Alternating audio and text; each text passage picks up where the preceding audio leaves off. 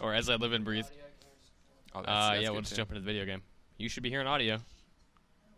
I guess I gotta go back inside. Oh, cool. Alright.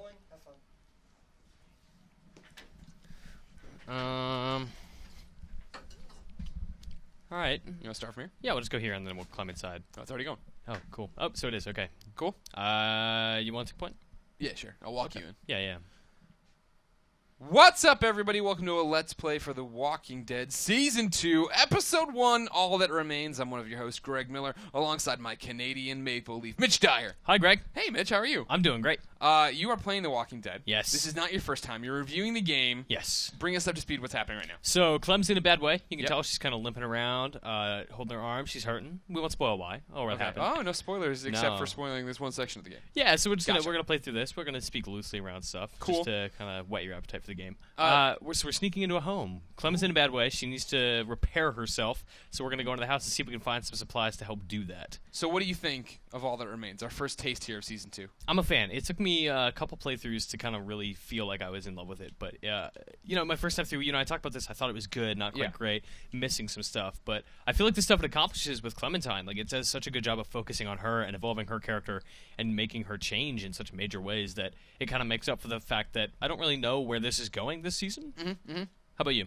No, I'm in the same boat. Like, that was the big thing. We talk about it in Talking Walking Dead. Walking I never Dead. get that title right. Someday. Anyways, you'd think it'd be easy because it's Walking Dead with talking in front of it, but I screwed up every time. We did another one of those spoiler-casty shows. And yeah, talking about it, like, I love the fact that for the first time, Clementine's a fleshed-out character. And I didn't realize in Season 1 that she wasn't. I never found anything lacking for what her involvement was in the story. You didn't know what it was missing until it was there. And it was one of those things you talked about it, the fact that she's on this pedestal. We were Lee. Lee is what it was all about, and his relationship here was important, not so much she being important. Yeah, and what we're seeing now, I mean, she's taking care of herself. She's hurt. She has come up with a solution on her own. She didn't have anyone there to tell her, hey, to survive, you need to, get peroxide and you will find bleed to bandages death or get infected if yeah, you don't she's do something about it. Now she's just figuring knows. it out, and she's being resourceful about it.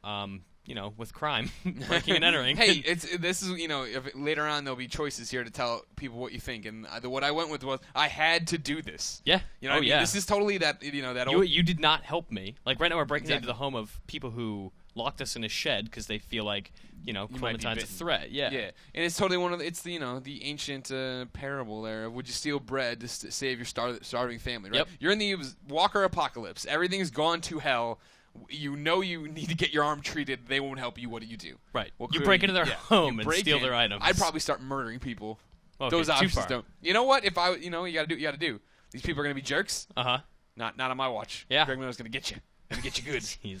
So this character we're bumping into here is Sarah. She's one of my favorites, and I'm actually really excited for her arc more than anything else. Yeah, it's the interesting dichotomy here between Clem and Sarah, right? The fact that Sarah is this untouched, barely has any idea what's going on outside because her dad's keeping her in the dark. Oblivious. So she's totally, still hanging on to these childish things of let's pinky swear and let's do this. Oh my God, we're best friends. And Clem's like, my arm is about to fall off. Yeah. I've killed people and I'll kill you too. And I like that you can be hard, right? Like I'm telling her, or don't tell anybody, or else. And Clem's like, that's mean. That's a mean thing, and that's not like Clementine. That's not like the Clementine you and I know. Yeah, but that's why we're building our Clementine. She's changed, and we're building her into we no longer know hardcore Clementine. person. We are Clementine.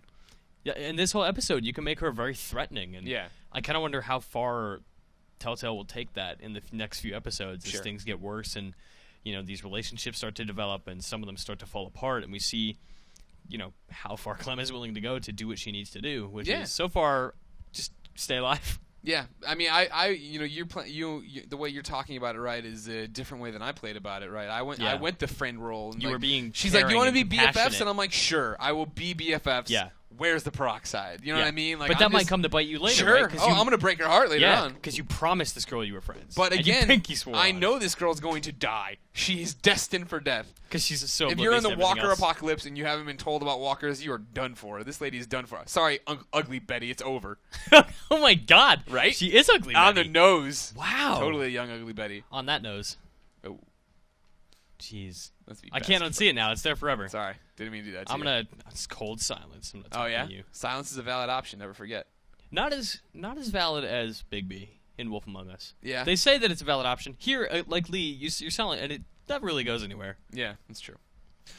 Speaking of, what do you think of some of the new design choices as far as interface? Right here, very traditional. But we saw it a second ago when you were trying to break in. You had the different hammer, the different ring. Yeah, I kind of like the Wolf Among Us style, subtler interface, like softer looking icons. Sure. Bigger, but not quite in the way. And the only thing I'm not really super into in the interface, especially on PC, is the dialogue choices. On PC and iOS, they're just giant blocks in the bottom of the screen, like big rectangles. Here it's a little more subtle, like the bright colors. With the buttons when you have the gamepad hooked up. They're deteriorated, so it's like, like the dead world around us, man. This post-apocalyptic world. Here we go. It's happening. What are you going to do? You going to do it? No. Just going to look around. Get out of here. Give me the peroxide or you and your dad die. Those are the rules. I wonder if she'll give it to me if I tell her no. We can't really hear. No. No, you and I are sitting here in silence. Well, we're doing this for all the we people. have is each other. If people want to see the game, they want to hear the game. She's still going to totally help me. It. This is back to the people's argument with the first Walking Dead, right? That your choices didn't matter. Yeah. In the end, you still get the peroxide. It's true. I stick with the analogy I made up that this is like a coloring book. We each have the same picture, but the shades of it will be different, and that's where it all comes down. Yeah, and that's actually something that a lot of people around the office are asking me. It's like, how much do my choices matter from season 1? None. Like, basically not at all. In the argument is, will they later? You know sure, what I mean? We might see that long term. We've talked to people about the game, and they make it sound like this is very much like we're setting the stage for what we're doing here. Absolutely, and next, as we get deeper into it, that's when things will really start playing out. And again, like I've said, you talk about it being like it bows out in the middle and comes back to the same ending. Like it's not like all of a sudden Duck's going to be back and he's going to be a cyborg. It's like, thanks God you didn't kill me. If my dad would have killed me, I wouldn't have come back. But now that Lee Everett killed me. Yeah, I mean, it's less about the specifics of it, right? It's less about the moment-to-moment decisions and more about the long-term lasting effects. Because every choice you made led to the same conclusion, essentially. Yeah. And that is ultimately what's affecting Clementine. Also, is this painting different than it was when you and I played it? I feel like that was different. I think so, too. We can talk about it. What is it? It was a duck, right? In one of these rooms, there is a duck painting, and you walk at it, you tap on it, and she goes, "Duck." And it's really sad. And I swear to God, it was this room. Also, I stole this watch last time. Yeah. No lasting effects yet. So we'll see where that goes. Yeah, in the future. Good point. I took it too, and I didn't know what I was. There it is. There's the bandage. We got it. So no, well, maybe it is for you. Go in the other room, see if you can get in there. Let's go poke around. See what about that? Is that a duck up there? You can't touch that guy over on the right here. That's a. I'm looking at every painting. I'm looking in here. Is there a duck in here? Ducks. Hello. This is the duck thing is one of my favorite Mitch Gregg stories. Which one?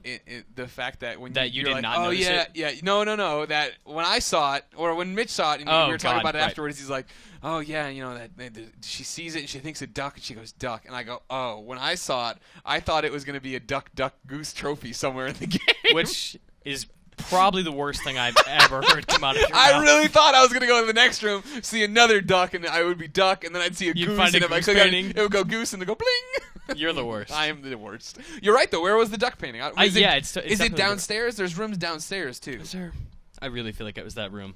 Well, we must investigate with Telltale.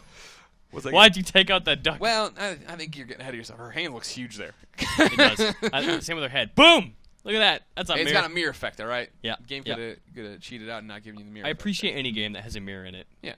Oh, man. It's something else they have to animate. Yeah. Got to render that whole world twice. I tell you, it's so tough. We know all about that. You got the vectors you got to flip. Then you got the shaders. Yeah. We got so many shaders. I forget who. Some game. I think it might have been Gary Whitta. Somebody. Where do we go? I went. Go in there. Go in the cupboard. I went into the what do you call that? I don't use it. So the shower. I went into the shower last time. I was role playing as Clem. Yeah. Greg Miller never gets in the shower.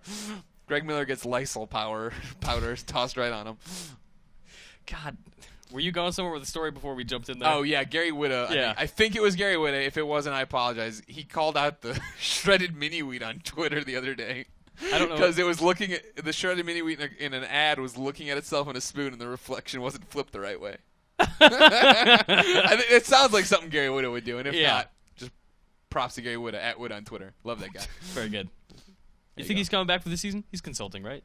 No, there's been no mention of Gary Whitta being involved with season 2. Everyone harass at Whitta on Twitter. Find out if he's coming back. Hey, you not have a job no more? Yeah. Don't do that. No one harass him about that. The kid's got to get the scoops for us. But all we do is play games all day. Yeah, that's true. That's another good example there with the candles, a bit of a perspective they play with. You didn't see much of them doing stuff with the background and foreground in season 1. They were kind of getting their legs for, I think, telling a cinematic adventure. Yeah. And here you see a lot of it. Yeah, it's still very much focused on characters, but you do get those more generalized shots, and it's like camera panning over a forest to show you like how alone you are, and stuff like that. Right. And you didn't really get that perspective in season 1. Let's see what else we can find in here. They couldn't have moved the duck painting. That doesn't make any sense. That doesn't make any sense because it was so good. Anything over here? No. Listen in here. Maybe it's in here. Is it possible that it's a choice that it automatically got generated? Oh wow. That you affected some.